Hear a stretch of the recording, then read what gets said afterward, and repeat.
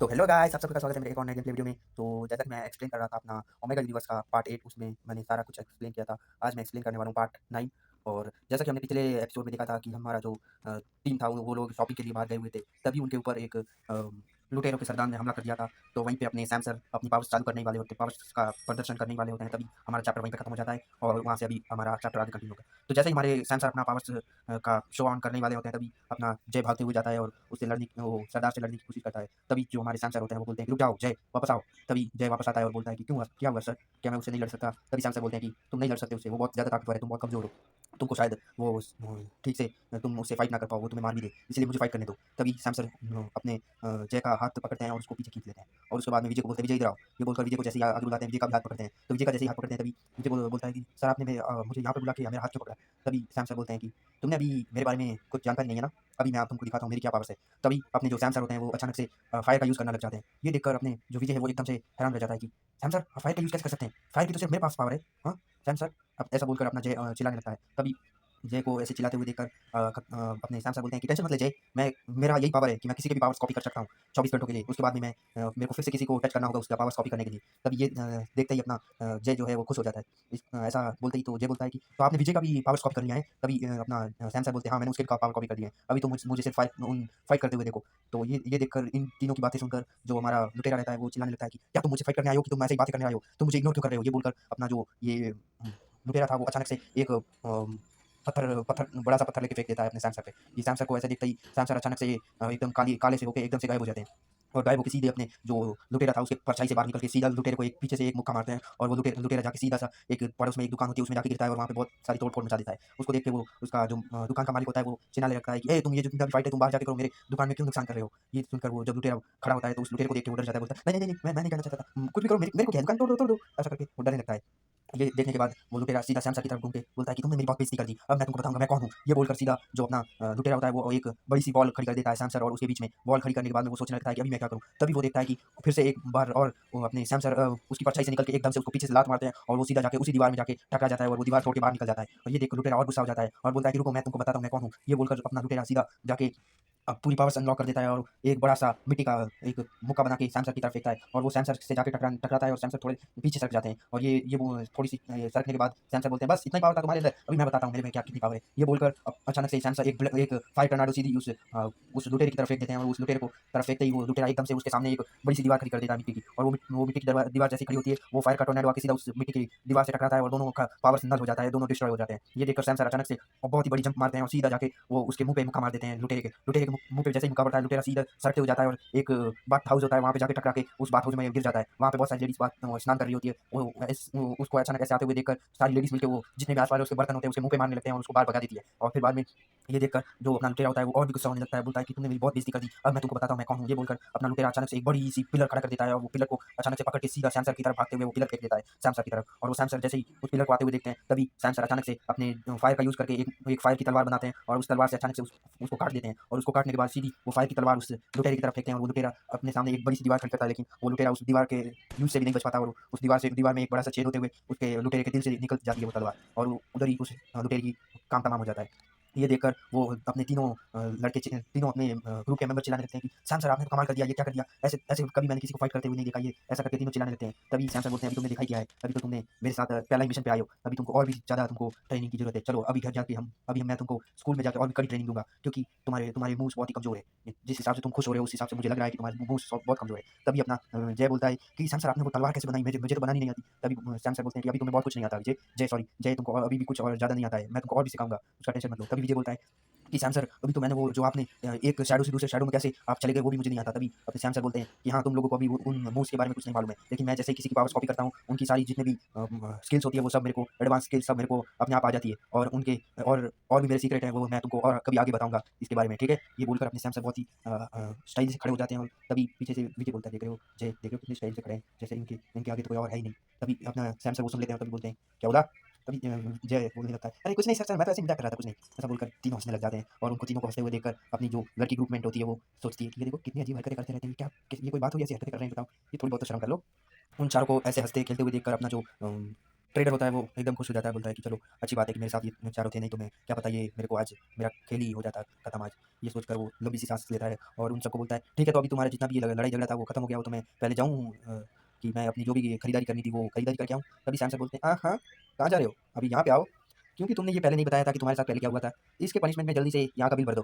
तभी Sam sir तभी वो ट्रेडर होता है वो बोलता है ठीक है भर दूंगा, क्या हो गया। ये सोचकर वो उस होटल का बिल भर देता है और सैम सर बोलते हैं चलो अच्छी बात है, इस महीने की मेरी पगार बच गई, नहीं तो ये शैतान बच्चे मेरी पूरी पगार खा जाने थे कभी ने, नहीं तो चलो कोई बात नहीं, मेरे स्टूडेंट से क्या कर सकते हैं। ये सोचकर सैम सर खुश हो जाते हैं। उसके बाद में जो अपना ट्रेडर होता है वो वहाँ पे पैसे देके वहाँ से निकल जाता है, जितनी भी शॉपिंग करनी थी उसको आराम से वो अपनी शॉपिंग करता है और उसके बाद में वापस अपने जो फ्राइडे ग्रुप है उधर उनके पास में पहुँच जाता है। उसके बाद में वो अपना मिशन वहाँ पे बोलता है कि मेरा मिशन कंप्लीट हो गया है, ये बोलकर वहाँ से फिर निकल जाता है। इसके बाद में ये चारों वहाँ पे फिर अकेले हो जाते हैं। फिर अपने सैम से बोलते हैं कि अभी तुम तीनों को ज़्यादा ट्रेनिंग की ज़रूरत है, क्योंकि अभी तुम लोग बहुत ही कमज़ोर हो। जिस हिसाब से तुम लोग उस लुटेरे से लड़ने जा रहे थे ना, उस हिसाब से तुम लोग नहीं बचने थे, तुम्हारा खेल हो जाना था उधर ही। इसीलिए आज से मैं तुमको ट्रेनिंग दूँगा और हाँ, मेरी ट्रेनिंग इतनी आसान नहीं होने वाली कि तुमको जे जैसे लगेगा वैसे ही तुम आओगे। मेरी ट्रेनिंग में मेरे को टाइम से सब लोग इधर अपनी जगह पे होना। अगर मेरे ट्रेनिंग में कोई भी लेट आया तो उसकी पनिशमेंट बहुत ही बुरी होगी और उसके बाद में तुम लोग कभी मेरी ट्रेनिंग स्किप करने की कोशिश नहीं करोगे। ये बोलकर सैम सर ज़ोर-ज़ोर से हँसने लगते हैं और उनको देख के वो तीनों सोचते हैं कि लगता है सर का भेजा खराब हो गया है, यहाँ तो उनको किसी पागल खाने में भर्ती करना पड़ेगा। ये जैसे ही सोचते हैं तभी सैम सर बोलते हैं कि तुम लोग जानते हो ना, मैं तुम्हारे लेवल का बार का हूँ ना, मैं मेरा जो लेवल है तुमसे 20-25 गुना ज़्यादा है और मैं तुम्हारी मन की बातें भी सुन सकता हूँ। ये सोच कर तीनों अचानक से चुप हो जाते हैं और बोलते हैं, "सर हमने तो क्या बोला? हमने कुछ नहीं बोला। ये क्या होता है? नहीं, नहीं सर हमने कुछ नहीं बोला। ये तो मेरा आइडिया तो था ही नहीं सर।" ये ऐसे करके तीनों अपना पल्ला झाड़ने की कोशिश करते हैं, लेकिन सैम सर बोलते हैं, "चलो कोई नहीं, मज़ाक ही कर रहे थे, तुम लोग कौन सा सीरियस ले रहे थे?" तभी वो उनमें से एक सोचता है, मज़ाक, हाँ, मज़ाक ही कर रहे थे। उसके बाद में अपने सैम सर बोलते हैं, "ठीक है, तो अभी तुम लोग अपने घर पे जाओ और कल से मेरे को सुबह-सुबह जल्दी मेरे को मिलोगे कल सुबह तुम लोग।" ये बोलकर अपने सैम सर अपने घर पे चले जाते हैं और ये तीनों भी अपने घर पे चले जाते हैं।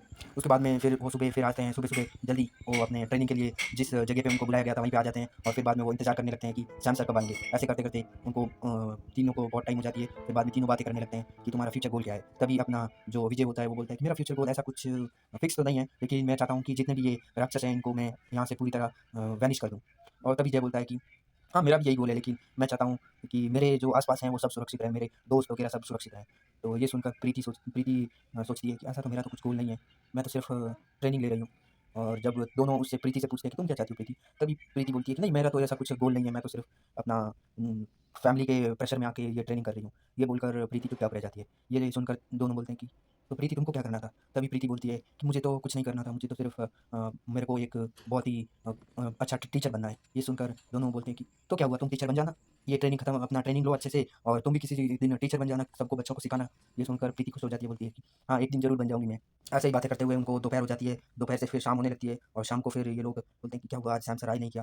तभी सैम सर बोलते हैं कि मैं कब से तुम्हारे पीछे ही खड़ा हूँ। ये सुन ऐसे ही जैसे ही ये अपने सैम सर ये बोलते हैं तभी वो तीनों डर जाते हैं कि पीछे इतना जल्दी कौन आ गया? अभी तो कोई नहीं था। ये देख के तीनों डर जाते हैं और चिल्लाने लगते हैं कि क्या सैम सर ऐसे कौन डराता है बच्चों को? ये बोलकर तीनों चुप रह जाते हैं। उसके बाद में सैम सर बोलते हैं चलो अभी तुम्हारी ट्रेनिंग शुरू होती है। तो तभी अपनी प्रीति बोलती है, "क्या सर आपने हमको सुबह-सुबह बुलाया था, अभी शाम हो रही है।" ये बोलकर प्रीति ऐसे ही उदास होने लगती है। तभी सैम सर बोलते हैं कि मैं तुम्हारा पेशेंस चेक कर रहा था, तुम्हारे अंदर कितना पेशेंस है। ये बोलकर अपने सैम सर बोलते हैं कि ठीक है, अभी तुम्हारी मैं ट्रेनिंग शुरू करूँगा। सबसे पहले मेरा एक एग्ज़ाम तुमको पास करना होगा, उसके बाद में मैं तुम्हारे को और भी आगे सिखाऊँगा, नहीं तो मैं तुमको और आगे कुछ भी नहीं सिखाऊँगा। उसके बाद में भूल जाना कि मैं तुमको कभी ट्रेनिंग दूँगा। ये बोलकर अपने सैम सर उनको उनका जो एग्ज़ाम होने वाला है उसके बारे में बताना शुरू कर देते हैं। तो तभी उनको एक्सप्लेन करते हैं अपने सैम सर कि मैं अभी तुमको जो टास्क देने वाला हूँ उसमें तुमको एक मॉन्स्टर से लड़ना है और ये ध्यान रहे कि वो मॉन्स्टर तुम्हें एक ही भी बार तुमको छू ना पाए। अगर तुमको उसने छू दिया तो तुमको फिर से उसको वापस से वो एकदम से पावरफुल हो जाएगा जितना पहले था और फिर से तुमको उसको हराना पड़ेगा। ये बोलकर सैम सर बोलते हैं कि और हाँ, इसमें एक और ट्विस्ट है। इसमें तुम में से कोई 2 लोग ही आगे पास होंगे और एक पीछे रह जाएगा। ये सुनकर तीनों एक-दूसरे के सामने देखने लगते हैं और फिर सोचते हैं कि ये कैसे कह रहे हैं सर? कोई 2 पास होंगे? अभी क्या करें हम लोग? ये बोलकर तीनों सोचने लगते हैं। तभी वो सैम सर बोलते हैं कि तुम्हारा एग्ज़ाम शुरू होगा अब से। तुम्हारे सामने मैंने मॉन्स्टर को खड़ा कर दिया है और तुम्हारे सामने वाले फॉरेस्ट में मैंने मॉन्स्टर छोड़ दिया है और तुम उसको उस मॉन्स्टर से फाइट करना है और उसको हराना है। और जो अच्छा परफ़ॉर्म करेगा उनको मैं आगे प्रमोट करूँगा और जो सबसे वर्स्ट परफ़ॉर्म करेगा तुम तीनों में से एक पीछे रह जाएगा। ये सुनकर तीनों सोचने लगते हैं कि किसी भी तरह से मेरे को आगे जाना ही होगा। ये सोचकर तीनों अपनी-अपनी स्ट्रैटेजी बनाने लगते हैं और उसके बाद में सैम सर उन तीनों को बोलते हैं कि तुम्हारा एग्ज़ाम शुरू होता है अब और तुमको कल सुबह तक के टाइम में उस मॉन्स्टर को हरा के तुम लोग को उसका कोर डीमन कोर लाके मेरे को देना है। ये सुनकर तीनों हाँ में गर्दन हिलाते हैं और तीनों उस फॉरेस्ट की तरफ भाग जाते हैं। और फिर बाद में वो तीनों अलग-अलग हो जाते हैं और तीनों अलग-अलग सोचने लगते हैं कि मेरे को किसी भी तरह से उस डीमन को हराना होगा। तभी जो अपना जय है वो सोचता है कि डीमन को तो हराना है, लेकिन डीमन है कौन-सा? ये तो सैम सर ने बताया ही नहीं हमको। ये सोचकर जैसे ही आगे बढ़ने लगता है, तभी उसके अचानक से वो रुक जाता है और उसको एकदम से उसको पूरे रोंगटे खड़े होने जैसा एहसास होता है और तभी वो पीछे मुड़कर देखता है, तो उसको नज़र आता है कि उसके ऊपर 2 बड़ी-बड़ी लाल आँखें नज़र गड़ाए हुए थी और जैसे ही गौर से अपना जय देखता है कि कौन है ये, तभी उसको दिखाई देता है कि एक सोने के दाँत वाला एक पिग खड़ा है जिसका दाँत 2 फुट तक बाहर निकले हुए हैं मुँह से और वो 15 फुट लंबा एक पिग है, जंगली सूअर है। ये देखते ही अपना जो जय है वो अचानक से चिल्लाने लगता है कि जंगली सुअर, ये जंगली डीमन है, ये बहुत खतरनाक है, इसके तो गोल्डन दाँत है, ये ऐसे करके चिल्लाने लगता है। तभी विजय भी सुन लेता है और प्रीति भी सुन लेती है। ये दोनों सुनते ही उसी तरफ भागने लगते हैं कि जल्दी से जाके उसको मारना होगा। तभी अपना जय बोलता है कि अरे ये क्या कर दिया मैंने, इतना जोर से चिल्ला दिया हूँ, वो दोनों आ ही रहे होंगे इसी तरफ, फटाफट से जाता हूँ मैं, यहाँ से निकल जाता हूँ, ये बोलकर वहाँ से निकलने लगता है और उसको हराने की कोई टेक्निक देखने लगता है। और तभी अपना जो विजय है वो आ जाता है उस पिक के सामने और अपना जय जैसे ही विजय को देखता है तभी वो अपना जय सोचता है कि रुको, अभी मेरे को देखने दो ये कैसे फाइट करेगा, उस हिसाब से मैं स्ट्रैटेजी बनाऊँगा। ऐसा सोचकर अपना जो जय है वो एक बड़े से पेड़ के ऊपर चढ़ के विजय को लड़ते हुए देखता है। विजय भागते हुए जाता है, अपना एक भाला लेके सीधा जाता है और वो पिग के ऊपर हमला करने की कोशिश करता है। उसके सर की तरफ जैसे ही भाला मारने की कोशिश करता है, वो जो पिग है वो अचानक से उसके जो गोल्डन दाँत थे उनको सामने ले जाके एकदम से रोक देता है और सीधी जाके टक्कर मार देता है विजय को, और विजय को टक्कर मारते ही वो विजय अपना सीधा हवा में उड़ जाता है और वहीं पे अपना चैप्टर ये 9 खत्म हो जाता है। तो आज के लिए इतना, मिलते हैं अगली वीडियो में, तब तक के लिए टाटा बाय बाय। तो क्या लगता है गाइस, विजय इस पिग के हमले से बच पाएगा? कौन 2 लोग होंगे जो इस परीक्षा को पास करेंगे और कौन हार जाएगा? ये कमेंट सेक्शन में ज़रूर बताना और हाँ, सब्सक्राइब करके जाना। Bye bye.